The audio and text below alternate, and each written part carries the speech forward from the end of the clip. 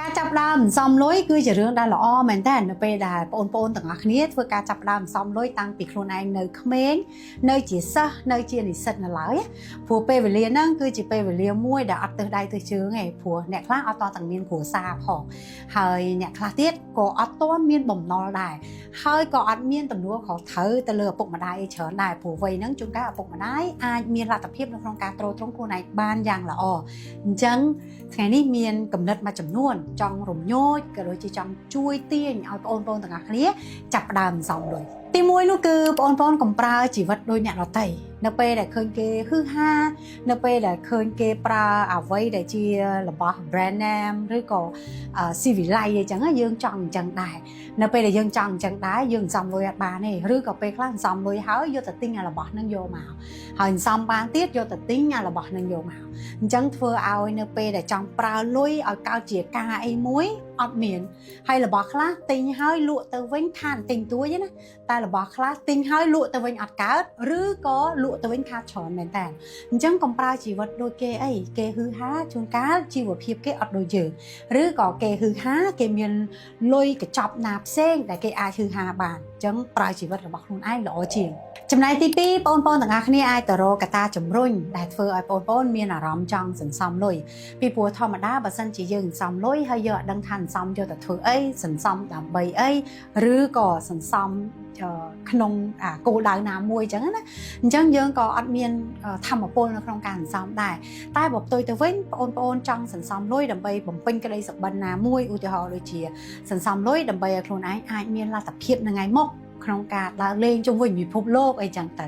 ឬក៏សន្សំលុយដើម្បីទៅថ្ងៃមុខឬក៏5ឆ្នាំទៀត10ឆ្នាំទៀតមានលទ្ធភាពគ្រប់គ្រាន់នៅក្នុងការវិនិយោគទៅលើរឿងអីមួយដែលខ្លួនឯងចង់បានឬក៏ស្រឡាញ់អីចឹងទៅអញ្ចឹងត្រូវរកកត្តាដែលរុញឬក៏ជួយឲ្យខ្លួនឯងហ្នឹងមានធម៌ពលនៅក្នុងការសន្សំលុយឯចំណែកទី3ស្វែងរកវិធីសាស្ត្រនៅក្នុងការសន្សំលុយឲ្យសមជាមួយនឹងខ្លួនឯងបានន័យថាឲ្យត្រូវមួយខ្លួនឯងពីព្រោះការសន្សំលុយបើសិនជាអត់ទម្លាប់សន្សំមានអារម្មណ៍ថាវាមានសម្ពាធណាអញ្ចឹងបើសិនជាការសន្សំលុយដែលមានសម្ពាធបែបហ្នឹងមិនយូរទេយើងនឹងឈប់ធ្វើហើយតាមពិតមិនថារឿងសន្សំលុយរឿងអីក៏ដោយនៅពេលដែលយើងមានសម្ពាធពេកយើងធ្វើបានតែមួយផ្លែទេ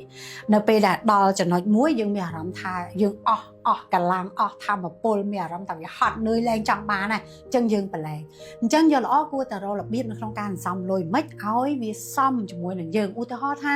របៀបសន្សំលុយបែបសបាយងាយដោយជាក់ស្ដែង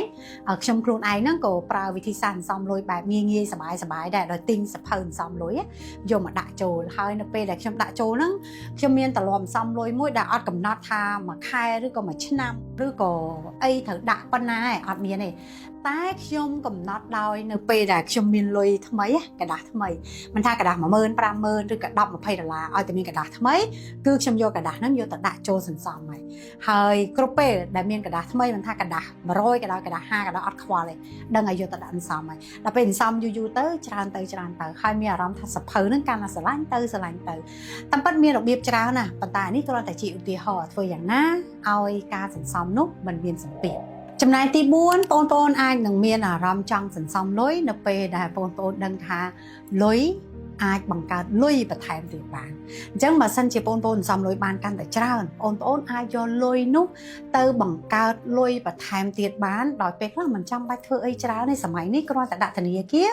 ក៏អាចទទួលបានលុយច្រើនដែរចាអញ្ចឹងនៅពេលដែលយើងមានអារម្មណ៍ថាលុយអាចធ្វើឲ្យលុយដទៃផ្សេងទៀតកើតមានខ្ញុំជឿថាមិនថាខ្ញុំឬក៏បងប្អូនទេប្រកាសជាមានអារម្មណ៍ចង់សន្សំលុយតិចឬក៏ច្រើនក៏ដោយចំណែកទី5បងប្អូនត្រូវដឹងថាការសន្សំលុយមានហានិភ័យតិចជាងការវិនិយោគ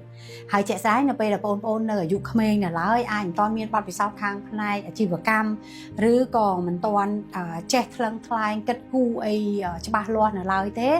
ការសន្សំលុយនេះគឺសុវត្ថិភាពបំផុតពីព្រោះបងប្អូននឹងអាចទទួលបានដូចខ្ញុំនិយាយពីទី4ហ្នឹងលុយបង្កើតលុយហើយយើងអាចប្រើលុយហ្នឹងនៅក្នុងការធ្វើអីផ្សេងទៅទៀតអញ្ចឹងនៅថ្ងៃមួយដែលបងប្អូនមានគំនិតគ្រប់គ្រាន់មាន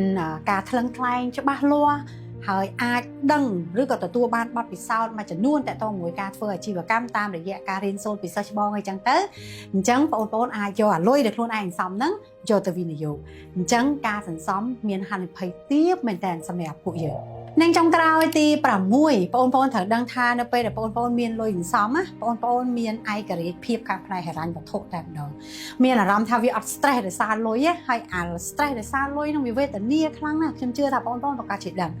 chẳng mà bọn miền lôi hình xóm không cả này là miền hai rương ra ấy cá lang mà chỉ nuôi này từ cá pha lôi nu bọn nằng ọt bà rằm về rương nằng tiệt tệ chẳng vậy à nghe xua tới nó bây là bọn từng ở kia chập đam sẵn xóm lôi chập như ngày ní tới bọn từng ở kia nằng miền là tập hiệp rồi còn nghe nó không cả tập tua ba nó ai cả riêng hiệp này thì làm tập tốt nơi ngày một ở còn